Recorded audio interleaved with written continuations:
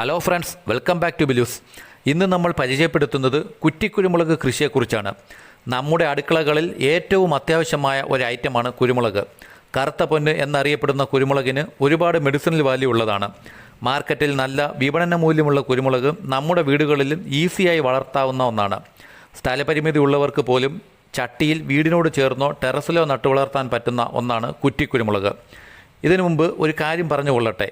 കൃഷി സംബന്ധമായ എൻ്റെ ഈ വീഡിയോ നിങ്ങൾക്ക് ഇഷ്ടപ്പെടുകയാണെങ്കിൽ വീഡിയോ ലൈക്ക് ചെയ്യുക, കമൻറ്റ് ചെയ്യുക, സബ്സ്ക്രൈബ് ചെയ്യുക. ഞങ്ങളുടെ ഈ വീഡിയോ ഉപകാരപ്രദമാണെന്ന് തോന്നിയാൽ കൃഷി ഇഷ്ടപ്പെടുന്ന നിങ്ങളുടെ സുഹൃത്തുക്കൾക്ക് കൂടി വീഡിയോ ഷെയർ ചെയ്ത് കൊടുക്കാൻ മറക്കരുത്. മുൻകാലങ്ങളിൽ വള്ളിയായി പോകുന്ന കുരുമുളക് ചെടിയാണ് മിക്കവരും നട്ടിരുന്നത്.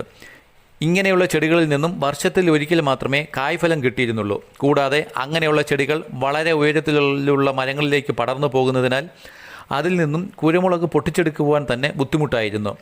എന്നാൽ ഇപ്പോൾ കുറ്റിക്കുരുമുളക് ചെടി നമ്മുടെ വീട്ടിൽ തന്നെ ഗ്രാഫ്റ്റ് ചെയ്തെടുക്കുകയോ നഴ്സറികളിൽ നിന്ന് വാങ്ങുകയോ ചെയ്യാം.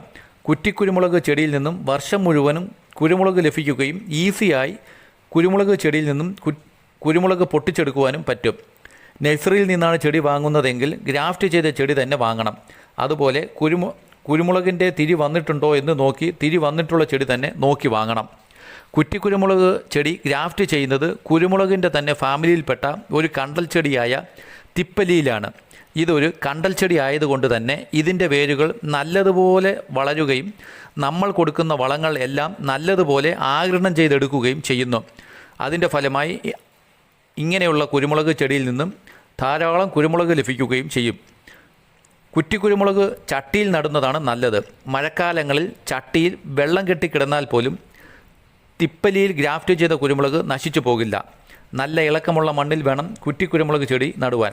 ചട്ടിയിൽ കുറ്റിക്കുരുമുളക് നടുമ്പോൾ ചാണകപ്പൊടിയും വേപ്പിൻ പിണ്ണാക്കും മേൽമണ്ണും കൂടെ കുറച്ച് മണലും കൂടെ മിക്സ് ചെയ്ത് വേണം ചെടി നടുവാൻ. അതുപോലെ കുറ്റിക്കുരുമുളക് ചെടി നട്ടതിന് ശേഷം ചെടിയുടെ ചുവട്ടിൽ കളകളോ കരിയിലയോ ചെടികളുടെ പ്രൂൺ ചെയ്ത ഭാഗങ്ങളോ ഇട്ട് കൊടുക്കണം.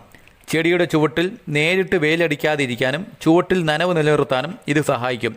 അതുപോലെ ശക്തമായ വെയിൽ ലഭിക്കുന്ന ഭാഗത്ത് നിന്നും മാറ്റി അല്പം തണലുള്ള ഭാഗത്ത് വേണം കുറ്റിക്കുരുമുളക് ചെടി വളർത്തുവാൻ.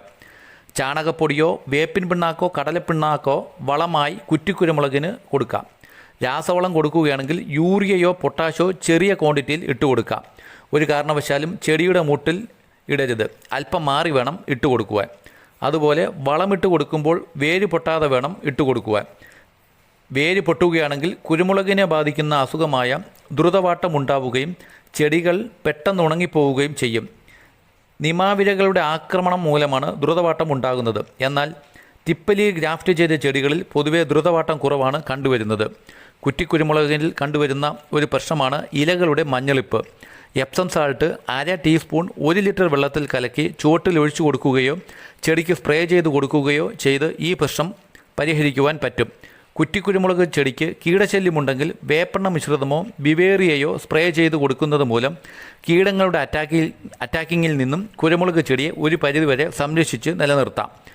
ഈ തിരക്ക് പിടിച്ച ജീവിതത്തിനിടയ്ക്ക് അല്പസമയം കൃഷിക്ക് വേണ്ടി ചിലവഴിച്ചാൽ നമ്മുടെ ശരീരത്തിനും മനസ്സിനും ഉന്മേഷം കിട്ടുകയും വിഷരഹിതമായ പച്ചക്കറികളും പഴവർഗ്ഗങ്ങളും നമ്മുടെ ആവശ്യത്തിന് വേണ്ടി നമ്മുടെ വീട്ടിൽ തന്നെ ഉൽപ്പാദിപ്പിക്കുവാനും നമുക്ക് കഴിയും.